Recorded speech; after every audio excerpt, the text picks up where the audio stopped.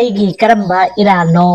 da malemna aigi oiba paukum amata piramdana chatkiba sibu maram amadi lairamba taida aigi imana akoigi yumda chatlaga wafam khara hairami haibadubu ekoi imagi hongnabi mina sauni saurei khangdabida ngangdorba jala natragana da malemna aibu nungsiba ngamdraba jala nateda mahagna ngasai hairambadabu aichu thamoi pali hairambadaine soidre aigi imana karigumba khara haibadigi oiramba yaida da malemna maning mamang thattuna hairamlibase madu ai khangnaba nasidagi ai yumda chatlaga aikoi imada ningai macha ma tawba tare Priyana hotel da sak taptai sasilaga yumna laglami aduga mamaga wari sanarmi isa lakledana ngasidi yam nganna laida aigi isa se gyan tabini adonidana isana sumna gyan tarakani haibase aidi thajadeba ado isa ngasai sak sadana school chatkibani ai hojik kari semloge mama na haibu wafam karimta tadabida Priya magi kada changlaga phamungda phamduna walang amata haidabida lairami isabo nasangamdrabo walanga amata haidabida tumina phamduna lairabadi kari tawba yawrabage hayo Priya kari tawba yawrabage ai karisu tawde imagi isa se kaya subage imagi isado nungsibadi phawkiba yawbra karinone isagi wahangsibo isabu school halakpada laiga ongaraba jalo tawrisibo isa itomtani kaino aikhoigidi isa anisibasu natte karigi isabu nungsiroidoribano isagi karamba pendaba ningba thungdaba lairabagini haiba aine ngasidegi aikhoyumse thadokna kaidruma chalage madu oirabadi ima hoise yam nungaina lainiko kaino harisibu ai gyanga mata tadeda kaino hayu haiba isagi aningba apamado sengna hekta hairaga loire karigi isara yum thadokna chatkadoino ai kemta saring thakningba poktre ai ngahakta pothage ai kaasida kanamta changlakanu masagi awaba khangbiba mitabu aigi kaasida changlakpa yagani aigi sakka ngasidegi amatta hapluganu ai ngasidegi nakhoina thongma sakka amatta charoi chatpikhro aigi kaasidegi kaino sidi matamnidana ho phare phare potharo adubu nahangnane sak lamlaba kanda imade ta hairo ko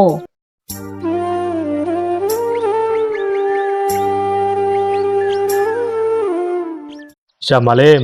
nakhoigi class 12 exam se date kayada hawgudoribano center na karamba school da tagani haibage paba numit mari ni khakta ngaireda exam center na heritage school da tai haibani o adudi exam taba numit khudingi aina thinba taredana mangjongna exam numit oibusingadu aingonda hairo ko ai madugidmakta mangjongna sem saba darkar laiko Oi paba ai soidana mangjongna hajarak lage pabada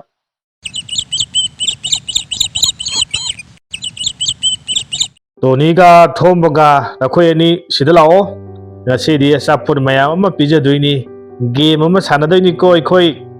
Tadi haige khaton aikoi ni kawbabo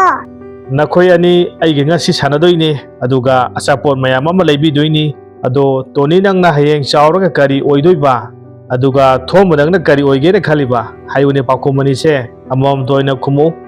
khato naidi hayeng chawraga board ka lebraga minister oideini aina minister oiradi mi loina nungai handoiningo aduga sel mayamsu pairani adaidi akoi mungsu yam nungairani khato naidi hotel achauba amagi mapu aduga neko hotel phamladine how basaba phanglani aina pamjaba ladu bera how mayama saba phanglani adugini aina ne hotel achauba ma hangni haise nakhoi anigi wafam sing sitaraga nok to hek nokningi he minister oirabasu amadi hotel mapu oiba pamlabasu nakhoi ne laiti phajana mapung phana haidrabadi kana ba phangloi ko maramaduna lairik phajana hojiktiga hona yamna kana honagadabani nakhoi anigidamak ainane asapot lairaga thamlonabani ꯑꯩꯈꯣꯏ ꯊꯣꯡꯒꯥꯟꯗ ꯂꯩꯔꯤꯕ hotel ꯑꯁꯤꯗꯅꯦ ꯅꯈꯣꯏ ꯑꯅꯤꯅ ꯆꯥꯅꯤꯡꯕ ꯑꯄꯥꯝꯕꯗꯣ ꯆꯥꯔꯨꯔꯣ ꯑꯩꯅ ꯍꯣꯔꯦꯟ ꯁꯦꯜ ꯀꯣꯟꯅ ꯄꯤꯔꯒꯦꯀꯣ ꯌꯥꯝ ꯅꯨꯡꯉꯥꯏꯖꯔꯦ ꯈꯥꯇꯣꯟ ꯑꯩꯈꯣꯏ ꯆꯠꯂꯨꯈꯤꯒꯦ ꯊꯣꯝꯕ ꯑꯩꯈꯣꯏꯅꯤ ꯍꯣꯇꯦꯜ ꯌꯧꯕ ꯍꯟꯕꯤ ꯇꯥꯟꯅꯕꯤ 1 2 3 ꯃꯇꯝꯅ ꯑꯁꯨꯝ ꯍꯧꯈꯤꯕꯅ ꯃꯥꯂꯦꯝ ꯑꯃꯗꯤ ꯄ꯭ꯔꯤꯌꯥ ꯃꯈꯣꯏ ꯑꯅꯤꯅ ꯊꯥꯈꯤꯕ ꯀ꯭ꯂꯥꯁ 12 ꯑꯦꯛꯖꯥꯝ ꯑꯗꯨ ꯍꯥꯏꯗꯣꯛꯂꯝꯃꯤ ꯃꯣꯏꯕ ꯉꯁꯤꯁꯦ ꯄꯨꯡ 1 ꯑꯗꯨꯋꯥꯏꯗ ꯏꯆꯥ ꯄꯤꯔꯥꯒꯤ ꯑꯦꯛꯖꯥꯝ ꯍꯥꯏꯗꯣꯛꯀꯅꯤ ꯍꯥꯏꯕꯅꯦ ꯄꯨꯡ 1ꯕꯨꯗꯤ ꯇꯥꯒꯗꯧꯔꯦ ꯃꯈꯣꯏꯒꯤ ꯋꯦꯕꯁꯥꯏꯠꯇꯒ ꯆꯪꯂꯒ ꯑꯃꯨꯛꯇ ꯆꯦꯛ ꯇꯧꯁꯦꯕ ꯕꯕꯥ ꯑꯩ ꯒ꯭ꯔꯦꯗ B2 ꯐꯪꯗꯨꯅ ꯄꯥꯁ ꯇꯧꯔꯦ ꯌꯥꯝꯅ ꯐꯔꯦ ꯒꯨꯗ ꯅ꯭ꯌꯨꯁ ꯑꯁꯤꯒꯤꯗꯃꯛ ꯏꯁꯥꯅ ꯄꯥꯝꯖꯕ ꯑꯦꯟꯁꯥꯡ ꯃꯊꯦꯜ ꯑꯃꯗꯤ ꯄꯤꯖꯕ ꯇꯥꯔꯦꯗꯅ ꯍꯥꯏꯔꯛꯑꯣ ꯑꯩ ꯍꯧꯖꯤꯛ ꯀꯩꯊꯦꯜ ꯆꯠꯂꯨꯔꯒꯦ ꯍꯥꯏꯔꯣꯗꯅ ꯄ꯭ꯔꯤꯌꯥ ꯏꯆꯥꯅ ꯄꯥꯝꯖꯕ ꯑꯗꯨꯗ ꯍꯥꯏꯌꯣ ꯑꯩ ꯐꯖꯅ ꯊꯣꯡꯒꯦꯅꯦ ꯏꯆꯥꯅ ꯀꯔꯤ ꯆꯥꯅꯤꯡꯂꯤꯕ इमा केमता थोंगलनु आई केमता चानिंग्रे आई मूड कया लेते आई गे रिजल्ट कया फजबा ओइदे चाक केमता चानिंगबा फाउद्रे इशागी अनिंगबा अपांबा थोंगदबा करी यावरबगेने मपा इंगोंदा चिंगतन तमु इकाइबा थादोउने अइगिदी इशानुपी नतोमतनी नहांगना पामदो अइगिदी लोइना यारबनी अइखोइ इमाना दामाले मोइगी मपादा अकनबा वाही कया सिजिनदुना चै ngang mayamdo खल्लगा यामना नुंगाइते अदुगिसु मथक्ता करिसु मरा लेजद्रबा दामालेमदा फावबा चैबिखी ngangbikhi मखोइबु लाइरबा इमुंगनि हाइदुना करेम कथाइनबगी टाइपता हाइरमी हाइ दामालेमना अइंगोंदा फजना लेरकपनी हौजिक अइना एग्जाम पास तौबा ngamjaribase महाके मतेंगना अइगी लेवल असि फावबा यौरखिबनी अदुबु हौजिकती दामालेमसे A1 फंगदुना हौजिक याम चाउना माइ पागदबा मिसक अमा हाइबदो ओइख्रे मी मसादी अइना अमुक चंगसिलगा उनरुबा हाइबसे अइदि इकाइजै अदुगिनी अइना वखल नुंगाइतना लैरमलिबसे ममा नंगसे ज्ञान खरजे ताबा फैको अइना हाइद्रा वा ngangbसे याम लुबनेना लाइरबा तोला तारबा मिसकसिंगबु नुंगसिबा तमसी हाइद्रो मिगी मचादी होनबा याम कनबा मिसकनि अइना हाइद्रा करी कानगे अदुगुम सिंगदु हाइरुरगा फरे मसिगी वफम मसि तोलसी अइ मालेम होइदा नोमनिने सिदा चलगा फजना वारी बताई सानरगे अदु ओइरबदी इशाना वखल नुआइतना लेरिबदो फरनबा अइ सिलगेको मथंगी नुमित्ता मालेमगा मागी मपा चावबगा करम्बा कॉलेजता तमसिगे हाइना वा तानरमी इबुंगो मालेम हदक इचाना एग्जामदा ग्रेड वांगना फंगदुना माइ पाकपा पुरकपा ngambase यामना नुंगाइरे अदो मथंग करम्बा कॉलेजता तंबा पामलिबा इचाना पाबा अइसे डेम कॉलेजता तमलगा ग्रेजुएट फावबा लोसिनबदी पामी लाइरिक तमना तमना अइ सेल खरसु तानबा पामली करमना सेन तासिगे हाइबदु अइसु खलिबनी पाबा अइखोइगी लमनगा याम लापनिना रेन अमदा लेइदुना तमद्रबदी यारोइदौरी इमानबा अमनबदी रेंटा लेइरगा सैनिक नवोदयागी कोचिंग सेंटर अमा लei मदुदा इंग्लिश नत्रगा मैथ सब्जेक्ट अमा हेक्ता ताकलगा सेन तानबसु यागनी हाइना अइंगोंदा हाइरंबा लei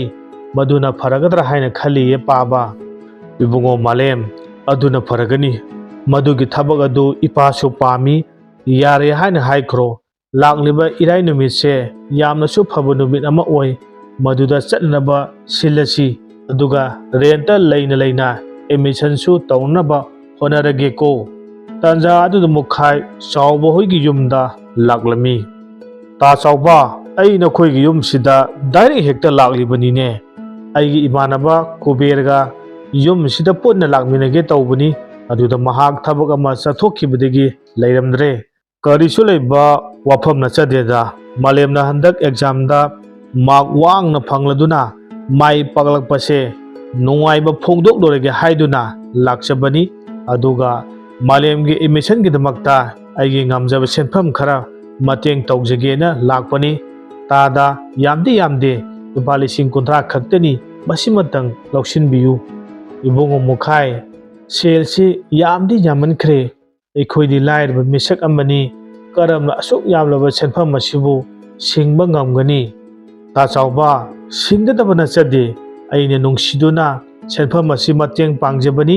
ꯑꯗꯨꯃꯥꯏꯅ ꯍꯥꯏꯕꯤꯒꯅꯨ ꯑꯩꯒꯤ ꯅꯨꯄꯤꯅ ꯋꯥꯈꯜ ꯊꯦꯟꯈꯤꯕꯗꯒꯤ ꯇꯥꯗꯗ ꯑꯃꯗꯤ ꯏꯆꯥꯅꯨꯄꯥꯗ ꯍꯥꯏꯔꯣꯏꯗꯧꯕ ꯋꯥꯐꯝ ꯀꯌꯥ ꯍꯥꯏꯈ꯭ꯔꯕ ꯃꯥꯜꯂꯦ ꯃꯗꯨꯒꯤꯁꯨ ꯉꯥꯛꯄꯤꯌꯨ ꯍꯥꯏꯖꯒꯦꯅ ꯂꯥꯛꯆꯕꯅꯤ ꯄꯪꯂꯕ ꯅꯆꯟꯅꯤ ꯍꯥꯏꯅ ꯈꯟꯕꯤꯌꯨ ꯈꯨꯠꯈꯥ ꯂꯤꯟꯈꯥ ꯊꯥꯅꯒꯨꯝꯁꯤ ꯄꯨꯝꯅꯃꯛ ꯑꯩꯈꯣꯏꯅ ꯂꯥꯟꯕ ꯉꯥꯛꯇꯅꯤ ꯍꯥꯏꯕꯁꯦ ꯇꯥꯗꯅ ꯈꯪꯕꯤꯌꯨ ꯏꯕꯨꯡꯉꯣ ꯃꯨꯈꯥꯏ ꯑꯩꯈꯣꯏ ꯀꯔꯤꯁꯨ ꯁꯥꯎꯕ ꯀꯧꯕ ꯂꯩꯇꯦꯗ ꯀꯅꯥꯗꯁꯨ ꯑꯩꯈꯣꯏꯅ ꯁꯥꯎꯅꯤꯡꯕ ꯋꯥꯔꯧꯕ ꯑꯃꯠꯇ ꯂꯩꯖꯗꯦ ꯂꯥꯜꯂꯤꯕꯗꯤ ꯂꯥꯏꯔꯕ ꯑꯩꯈꯣꯏꯅꯤ ꯏꯍꯦ ꯑꯩꯗꯤ ꯀꯥꯎꯔꯨꯔꯦ ꯆꯥꯃꯥꯂꯦꯝ ꯅꯈꯣꯏ ꯀꯀꯥ ꯂꯥꯛꯂꯤꯕꯁꯦ ꯆꯥꯒ ꯑꯃꯇꯪ ꯂꯣꯜꯂꯛꯎ ꯆꯥ ꯊꯛꯈꯤꯁꯤꯀꯣ ꯏꯕꯨꯡꯉꯣ ꯃꯨꯈꯥꯏ ꯇꯥꯗ ꯌꯥꯔꯦ ꯆꯥꯒ ꯇꯧꯕꯤꯔꯨꯒꯅꯨ ꯑꯩ ꯊꯛꯂꯛꯄꯗꯁꯨ ꯃꯉꯥꯏꯔꯤ ꯑꯩꯁꯨ ꯊꯕꯛ ꯑꯔꯨꯕ ꯑꯃ ꯆꯠꯀꯗꯕ ꯑꯃꯁꯨ ꯂꯩꯍꯧꯔꯤ ꯑꯩ ꯉꯟꯅ ꯍꯦꯛꯇ ꯏꯈꯣꯡ ꯊꯣꯡꯅ ꯂꯥꯛꯆꯔꯤꯕꯁꯤꯅꯤ ꯏꯆꯥ ꯃꯥꯂꯦꯝꯅ ꯄꯥꯁ ꯇꯧꯔꯛꯄꯁꯤꯗ ꯍꯔꯥꯎꯃꯟꯈꯤꯗꯅ ꯑꯁꯨꯝ ꯆꯦꯜꯂꯛꯂꯕꯅꯤ ꯑꯗꯣ ꯇꯥꯗ ꯑꯩ ꯆꯠꯂꯨꯈꯤꯒꯦꯀꯣ ꯏꯆꯥ ꯃꯥꯂꯦꯝ ꯒ꯭ꯌꯥꯟ ꯇꯥꯒꯗꯕꯅꯤ ꯍꯣꯠꯅꯕ ꯂꯦꯞꯄ ꯌꯥꯗꯦꯀꯣ ꯑꯗꯨꯗꯤ ꯇꯥꯗ ꯑꯩ ꯆꯠꯂꯨꯈꯤꯒꯦ ꯅꯈꯣꯏ ꯅꯄꯥ ꯅꯆꯥ ꯋꯥꯔꯤ ꯁꯥꯟꯅꯍꯧꯈꯣꯀꯣ ꯐꯔꯦ ꯐꯔꯦ ꯑꯩꯈꯣꯏ ꯂꯩꯍꯧꯔꯒꯦꯀꯣ ꯆꯥ ꯊꯛꯈꯤꯁꯦꯁꯨ ꯌꯥꯗꯦ ꯅꯣꯡꯃ ꯉꯟꯅ ꯂꯥꯛꯑꯣ ꯏꯆꯥ ꯄ꯭ꯔꯤꯌꯥꯒ ꯆꯥꯛ ꯆꯔꯥ ꯑꯃꯇꯪꯗꯤ ꯆꯥꯃꯤꯟꯅꯈꯤꯁꯤꯀꯣ ꯃꯥꯂꯦꯝ ꯗꯤ ꯑꯦꯝ ꯀꯣꯂꯦꯖꯇ ꯑꯦꯗꯃꯤꯁꯟ ꯐꯪꯂꯗꯨꯅ ꯁ꯭ꯇꯗꯤ ꯃꯈꯥ ꯆꯠꯊꯔꯝꯃꯤ ꯑꯗꯨꯒ ꯑꯌꯨꯛꯀꯤ ꯃꯇꯝꯗ ꯀꯣꯆꯤꯡ ꯁꯦꯟꯇꯔ ꯑꯃꯗ ꯑꯉꯥꯡꯁꯤꯡꯒꯤ ꯂꯥꯏꯔꯤꯛ ꯂꯥꯏꯁꯨ ꯇꯥꯛꯄꯤ ꯇꯝꯕꯤꯗꯨꯅ ꯁꯦꯜ ꯈꯔꯁꯨ ꯇꯥꯟꯖꯕ ꯐꯪꯂꯗꯨꯅ ꯔꯦꯟꯠꯀꯤ ꯁꯦꯟꯐꯝ ꯍꯨꯟꯕ ꯉꯝꯖꯔꯝꯃꯤ ꯚꯥꯏ ꯍꯣꯏꯗꯤ ꯂꯥꯏꯔꯤꯛ ꯍꯩꯕꯅꯤꯅ ꯀꯣꯆꯤꯡꯗ ꯑꯉꯥꯡꯁꯤꯡ ꯂꯥꯏꯔꯤꯛ ꯇꯥꯛꯄꯤꯕꯅ ꯁꯦꯜ ꯊꯨꯝꯗꯤ ꯑꯗꯨꯝ ꯀꯣꯝꯂꯝꯒꯅꯤ ꯍꯥꯏꯅ ꯈꯜꯂꯤ ꯑꯗꯣ ꯊꯥꯒꯤ ꯀꯌꯥ ꯄꯤꯔꯛꯀꯦ ꯀꯣꯆꯤꯡ ꯁꯦꯟꯇꯔ ꯑꯗꯨꯗꯒꯤ ꯚꯥꯏ ꯌꯥꯝꯗꯦꯗ ꯂꯨꯄꯥ 50,000 ꯈꯛꯇꯅꯤ ꯔꯦꯟꯠꯀꯤ ꯚꯔꯥ ꯄꯤꯊꯣꯛꯈ꯭ꯔꯒ ꯉꯥꯔꯤ ꯊꯨꯝꯒꯤ ꯈꯔ ꯀꯥꯏꯊꯣꯛꯈ꯭ꯔꯒ ꯀꯔꯤꯁꯨ ꯂꯦꯝꯕ ꯅꯠꯇꯦꯗ ꯃꯗꯨꯕꯨ ꯀꯣꯟꯅꯔꯕꯗꯤ ꯌꯥꯔꯦ ꯀꯩꯅꯣ ꯑꯩꯅ ꯇꯧꯔꯤꯕꯁꯤꯅ ꯍꯣꯝ ꯇ꯭ꯌꯨꯇꯔ ꯆꯠꯄꯅꯤ ꯑꯗꯣ ꯑꯇꯩ ꯂꯥꯏꯔꯤ ꯅꯨꯃꯤꯗꯥꯡ ꯄꯨꯡ 6ꯇꯒꯤ 8:30 ꯑꯗꯨꯋꯥꯏ ꯐꯥꯎꯕ ꯍꯣꯝ ꯇ꯭ꯌꯨꯇꯔ ꯑꯃ ꯇꯧꯕꯤꯌꯨꯅ ꯃꯈꯣꯏꯒꯤ ꯄꯦꯔꯦꯟꯠꯁꯤꯡꯅ ꯀꯟꯅ ꯍꯥꯏꯔꯤ ꯚꯥꯏꯒꯤꯗꯤ ꯃꯇꯝꯗꯨ ꯀꯥꯏꯊꯣꯛꯄꯤꯕ ꯌꯥꯒꯗꯔꯥ ꯚꯥꯏ ꯌꯥꯗꯤ ꯌꯥꯏ ꯑꯗꯨꯕꯨ ꯑꯩꯅ ꯒꯥꯔꯤ ꯃꯆꯥ ꯂꯩꯇꯕꯅꯤꯅ ꯂꯝ ꯂꯥꯞꯂꯕꯗꯤ ꯈꯣꯡꯅ ꯆꯠꯄꯗꯤ ꯑꯩ ꯉꯝꯂꯣꯏꯌꯦ ꯚꯥꯏ ꯍꯣꯏꯅ ꯍꯣꯝ ꯇ꯭ꯌꯨꯇꯔ ꯇꯧꯕꯁꯦ ꯁꯦꯜ ꯀꯌꯥꯒ ꯂꯧꯅꯒꯦ ꯚꯥꯏ ꯑꯔꯥꯞꯄ ꯃꯐꯝ ꯅꯠꯇꯦꯗ ꯊꯥꯡꯃꯩꯕꯟ ꯍꯤꯖꯝ ꯗꯦꯋꯥꯟ ꯂꯩꯀꯥꯏꯗꯅꯤ ꯚꯥꯏꯅ ꯂꯩꯔꯤꯕ ꯃꯐꯝ ꯑꯗꯨꯗꯒꯤ 200 ꯃꯤꯇꯔ ꯃꯨꯛꯇꯪ ꯆꯠꯂꯒ ꯂꯩꯔꯦ ꯀꯩꯅꯣ ꯃꯥꯎꯟꯇꯦꯟ ꯖꯤꯝ ꯍꯥꯏꯕꯗꯣ ꯑꯗꯨꯒ ꯇꯥꯏꯅꯔꯕꯅꯤ ꯑꯉꯥꯡ 2-3 ꯁꯨꯔꯕꯗꯤ ꯂꯨꯄꯥ 10,000 ꯐꯥꯎꯒꯤ ꯀꯔꯛꯇ ꯂꯧꯅꯕꯅꯤ ꯑꯣꯜ ꯁꯕꯖꯦꯛꯁꯤꯡꯗ ꯑꯗꯨꯗꯤ ꯌꯥꯏꯅꯦ ꯚꯥꯏ ꯑꯔꯥꯞꯄ ꯃꯐꯝ ꯑꯣꯏꯗ꯭ꯔꯕꯅꯤꯅ ꯁꯦꯜꯒꯤꯗꯤ ꯀꯌꯥ ꯑꯩ ꯈꯟꯗꯦꯗ ꯑꯩꯈꯣꯏꯅ ꯂꯥꯏꯔꯤꯛ ꯇꯥꯛꯄ ꯐꯪꯕꯁꯦ ꯑꯩꯈꯣꯏꯗ ꯅꯣꯂꯦꯖ ꯌꯥꯝꯅ ꯐꯪꯂꯤꯕꯅꯤ ꯑꯩꯈꯣꯏꯅ ꯁꯦꯟꯇ꯭ꯔꯦꯜ ꯑꯦꯛꯖꯥꯝ ꯊꯥꯒꯗꯧꯔꯤꯕꯁꯦ ꯃꯗꯨꯗ ꯀꯥꯟꯅꯕ ꯂꯥꯛꯀꯅꯤ ꯍꯥꯏꯅ ꯈꯜꯂꯤ ꯆꯪꯉꯣ ꯃꯥꯂꯦꯝꯁꯦ ꯀꯔꯤ ꯂꯝꯗꯒꯤꯅꯦꯕ ꯑꯌꯨꯛꯇ ꯀꯣꯆꯤꯡ ꯁꯦꯟꯇꯔ ꯑꯃꯗ ꯑꯣꯖꯥ ꯑꯣꯏꯅ ꯂꯩ ꯍꯥꯏꯅꯁꯨ ꯇꯥꯏ ꯑꯗꯨꯒ ꯅꯨꯡꯊꯤꯜꯒꯤ ꯃꯇꯝꯗꯅ ꯀꯣꯂꯦꯖ ꯑꯃꯨꯛ ꯀꯥꯕ ꯌꯥꯝ ꯐꯩ ꯍꯣꯠꯅꯒꯗꯕꯅꯤ ꯑꯗꯨꯒ ꯅꯈꯣꯏꯒꯤ ꯅꯆꯤꯟ ꯅꯅꯥꯎꯅ ꯀꯌా ꯁꯨꯔꯤꯕ ꯏꯃꯥ ꯄꯥꯕꯗꯤ ꯂꯩꯔꯤꯕꯣ ꯇꯥꯃꯣ ꯑꯩ ꯐꯛꯅꯨꯡ ꯍꯥꯏꯅ ꯀꯧꯕ ꯂꯝꯗꯝ ꯑꯗꯨꯗꯒꯤꯅꯤ ꯑꯩꯈꯣꯏꯒꯤ ꯏꯃꯥꯗꯤ ꯂꯩꯈꯤꯗ꯭ꯔꯦ ꯕꯕꯥꯗꯤ ꯂꯩꯔꯤ ꯑꯩꯈꯣꯏꯒꯤꯗꯤ ꯑꯩ ꯑꯃꯗꯤ ꯕꯕꯥ ꯈꯛꯇꯅꯤ ꯂꯩꯔꯤꯕꯁꯦ ꯑꯣ ꯐꯔꯦ ꯑꯉꯥꯡꯁꯤꯡ ꯊꯪꯅꯕ ꯔꯨꯝ ꯑꯁꯤꯗ ꯑꯣꯖꯥꯕꯨ ꯉꯥꯏꯗꯨꯅ ꯂꯩꯔꯕꯅꯤ ꯑꯩꯒꯤ ꯑꯉꯥꯡ 3 ꯑꯁꯤꯕꯨ ꯈꯔ ꯒ꯭ꯌꯥꯟ ꯇꯥꯅꯅꯕꯈꯔ ꯇꯥꯛꯄꯤ ꯇꯝꯕꯤꯌꯨ ꯑꯩꯅ ꯇꯥꯛꯄꯁꯦ ꯃꯇꯝ ꯂꯩꯇꯦ ꯑꯗꯨꯒꯤꯁꯨ ꯃꯊꯛꯇ ꯃꯄꯥꯅ ꯂꯥꯏꯔꯤꯛ ꯇꯥꯛꯄꯤꯕꯁꯦ ꯀꯌꯥ ꯊꯧꯁꯥꯒꯟꯗꯦ ꯑꯗꯨꯒꯤꯅꯤ ꯍꯣꯏ ꯇꯥꯃꯣ ꯑꯩꯒꯤ ꯕꯦꯁ ꯑꯣꯐ ꯂꯦꯚꯦꯜꯗ ꯍꯣꯠꯅꯖꯒꯦ ꯑꯩ ꯑꯉꯥꯡꯁꯤꯡ ꯂꯥꯏꯔꯤꯛ ꯇꯥꯛꯄ ꯍꯧꯖꯔꯨꯔꯒꯦ ꯑꯁꯣꯝꯗꯅ ꯄꯨꯔꯅꯤꯃꯥ ꯑꯃꯗꯤ ꯃꯨꯈꯥꯏꯅ ꯋꯥ ꯇꯥꯅꯔꯒ ꯃꯆꯥ ꯄ꯭ꯔꯤꯌꯥꯕꯨ ꯅꯔꯁ ꯇꯝꯕ ꯃꯄꯥꯟꯒꯤ ꯂꯝꯗ ꯆꯠꯂꯝꯗꯥꯏꯒꯤ ꯃꯇꯝꯗ ꯃꯥꯂꯦꯝꯒ ꯑꯃꯨꯛꯇꯪ ꯎꯅꯔꯝꯃꯤ ꯗꯥ ꯃꯥꯂꯦꯝ ꯑꯩꯅ ꯆꯠꯀꯗꯧꯔꯤꯕ ꯈꯣꯡꯆꯠ ꯑꯁꯦ ꯗꯥ ꯃꯥꯂꯦꯝꯒꯁꯨ ꯌꯥꯎꯔꯤꯕꯅꯤ ꯍꯥꯏꯕꯁꯦ ꯃꯁꯤꯃꯇꯪ ꯀꯥꯎꯕꯤꯒꯅꯨꯀꯣ ꯃꯔꯛꯇ ꯄꯥꯎ ꯐꯥꯎꯅꯁꯤ ꯑꯩꯒꯤꯗꯤ ꯑꯁꯤ ꯍꯥꯏꯕ ꯅꯠꯇꯅ ꯃꯐꯝꯗ ꯀꯔꯤꯒꯨꯝꯕ ꯋꯥꯐꯝ ꯑꯃꯠꯇ ꯍꯥꯏꯖꯒꯗꯕ ꯂꯩꯖꯗꯦ ꯄ꯭ꯔꯤꯌꯥ ꯑꯩꯅ ꯍꯥꯏꯒꯗꯕꯗꯤ ꯇꯝꯂꯤꯕ ꯁꯤꯟꯐꯝ ꯑꯗꯨꯗ ꯄꯨꯛꯅꯤꯡ ꯆꯪꯅ ꯇꯝꯕꯤꯌꯨ ꯋꯥꯈꯜ ꯂꯥꯡꯐꯥꯡ ꯑꯃꯠꯇ ꯇꯧꯕ ꯌꯥꯗꯦꯀꯣ ꯀꯟꯁꯤꯁꯇꯦꯟꯁꯤ ꯅꯥꯏꯅ ꯊꯕꯛ ꯇꯧꯕ ꯇꯝꯁꯤ ꯑꯩꯁꯨ ꯀꯔꯤꯅꯣ ꯍꯣꯠꯅꯕ ꯌꯥꯕꯁꯤꯡ ꯍꯣꯠꯅꯗꯨꯅ ꯃꯇꯤꯛ ꯆꯥꯕ ꯃꯤꯁꯛ ꯑꯃ ꯑꯣꯏꯕ ꯉꯝꯗ꯭ꯔꯤ ꯐꯥꯎꯕ ꯑꯩ ꯀꯅꯥꯒꯤ ꯋꯥꯈꯜ ꯈꯟꯕ ꯉꯝꯖꯈꯤꯔꯣꯏ, ꯃꯁꯤꯅ ꯑꯩꯒꯤ ꯑꯆꯦꯠꯄ ꯐꯤꯔꯦꯞꯅꯤ꯫ ꯑꯦꯅꯤꯋꯦ, ꯅꯥꯗ ꯌꯦꯛꯇꯕ, ꯃꯥꯏ ꯄꯥꯛꯄ, ꯃꯥꯏꯊꯤꯕ ꯍꯥꯏꯕꯗꯨ ꯑꯃꯠꯇ ꯌꯥꯎꯗꯕ ꯑꯣꯏꯕꯤꯌꯨ꯫ ꯑꯩꯁꯨ ꯉꯥꯏꯔꯝꯒꯦ ꯅꯍꯥꯛꯅ ꯃꯥꯏ ꯄꯥꯛꯅ ꯍꯜꯂꯛꯄꯗꯣ꯫ ꯅꯨꯄꯤꯒꯤ ꯄꯨꯛꯆꯦꯜ ꯍꯥꯏꯅ ꯃꯤꯡꯊꯣꯟꯖꯕ ꯀꯥꯔꯇꯨꯟ ꯋꯦꯕ ꯁꯦꯔꯤꯁ ꯑꯁꯤꯒꯤ ꯃꯔꯤꯁꯨꯕ ꯑꯊꯨꯕ ꯃꯇꯝꯗ ꯑꯞꯂꯣꯗ ꯇꯧꯖꯔꯛꯂꯒꯦ꯫ ꯂꯣꯏꯕ ꯐꯥꯎꯕ ꯌꯦꯡꯕꯤꯔꯤꯕ ꯈ꯭ꯋꯥꯏ ꯇꯔꯥꯕꯨ ꯊꯥꯒꯠꯆꯕ ꯐꯣꯡꯗꯣꯛꯆꯔꯤ꯫ ꯂꯥꯏꯔꯦꯟ ꯀꯥꯔꯇꯨꯟ ꯆꯦꯅꯦꯜ ꯑꯁꯤꯕꯨ ꯁꯄꯣꯔꯠ ꯇꯧꯕꯤꯗꯨꯅ ꯁꯕꯁꯀ꯭ꯔꯥꯏꯕ ꯇꯧꯕꯤꯌꯨ ꯑꯃꯗꯤ ꯏꯁꯥꯒꯤ ꯑꯣꯏꯕ ꯋꯥꯈꯜꯗ ꯐꯥꯎꯔꯛꯄ ꯏꯊꯤꯜ ꯑꯗꯨꯕꯨ ꯀꯃꯦꯟ ꯁꯦꯛꯁꯟꯗ ꯏꯕꯤꯔꯝꯃꯨ꯫ ꯊꯥꯒꯠꯆꯔꯤ꯫